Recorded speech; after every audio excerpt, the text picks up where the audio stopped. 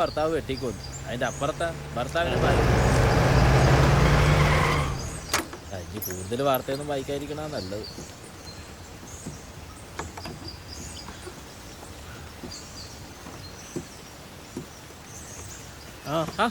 മണിയണ്ണ നല്ല മൂത്ത കൊലയാണല്ലോ. കൊല വിറ്റ കാശ് കിട്ടിയല്ലോ. ഇനി എങ്ങോട്ടാണ്? അത് ശരി, നിങ്ങളുടെ വായന നടക്കട്ടെ. ഇനി എന്നെ വായിക്കാനാ?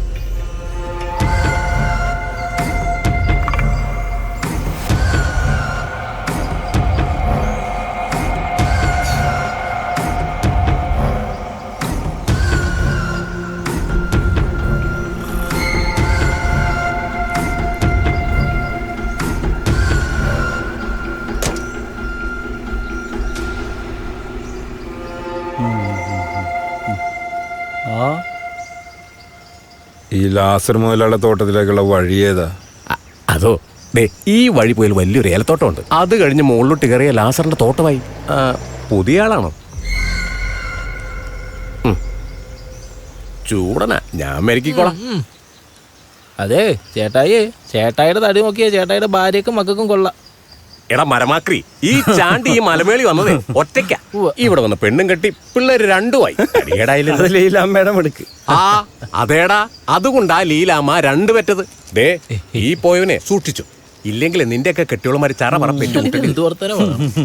ചായ കുടിച്ചിട്ട് എണീറ്റ് പോടാ. ഇവനൊക്കെ ചാണ്ടി നേരം നമ്മളൊക്കെ പറയുമ്പോൾ പണിക്കും പോവാണ്ട് മനുഷ്യനെ മെനക്കെടുത്താൻ. ഞാൻ വിചാരിച്ച പോലെ അല്ല, നിങ്ങളുടെ സ്കൂള് കൊള്ളാം. ട്രൈബൽ സ്കൂൾ അടിപൊളിയായിരുന്നു. നീ മാറി നടന്നേ. അതിനിപ്പോ എന്താ, അയാളെ നദി കൂടെ പൊക്കോളൂ. അയാളോട് പോവാൻ പറ. നീ വാ. നീ എന്തിനാ വെറുതെ ആവശ്യമില്ലാത്തൊക്കെ പറയണേ? പിന്നെ അയാൾ എന്ത് ചെയ്യാൻ പോണു? വന്നേ.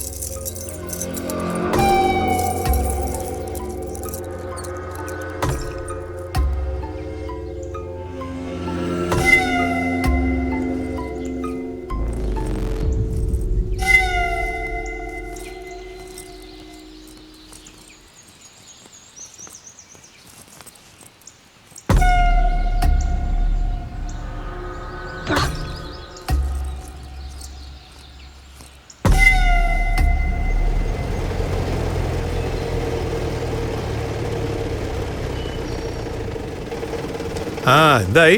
വക്കീലിനെ കണ്ടായിരുന്നു. കുറച്ച് പണം കൂടെ ആവശ്യപ്പെട്ടിട്ടുണ്ട്.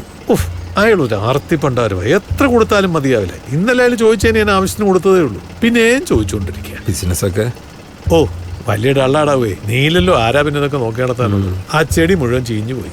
പിന്നെ വാറ്റാണെങ്കിൽ നീ ഇല്ലാത്തോണ്ട് നടക്കുന്നു. പിന്നെ കോറി ഇപ്പൊ സർക്കാർ സമ്മതിക്കത്തുമില്ല. അതുകൊണ്ട് കച്ചവടമൊക്കെ ഡള്ള, ഒന്നുമില്ല. വിശ്വസിക്കാൻ പറ്റുന്നവരെ കൂടെ നിർത്തിയാൽ മതി. ഇത് കയ്യിൽ വെച്ചോ. പിന്നെ നാളെ തന്നെ തിരക്ക് കാട്ടിന്ന് ഇറക്കണം കേട്ടാ. പിന്നെ നമ്മളിപ്പോ തമിഴ്നാട്ടിൽ പുതിയൊരു കച്ചവടം പ്ലാൻ ചെയ്യുന്നുണ്ട്. അതും നിന്നെ തന്നെ ഏൽപ്പിക്കാം. അപ്പൊ ശരിയെന്നാ കാണാം. സൂക്ഷിച്ചൊക്കെ പോ. എന്ത് കാണിക്ക?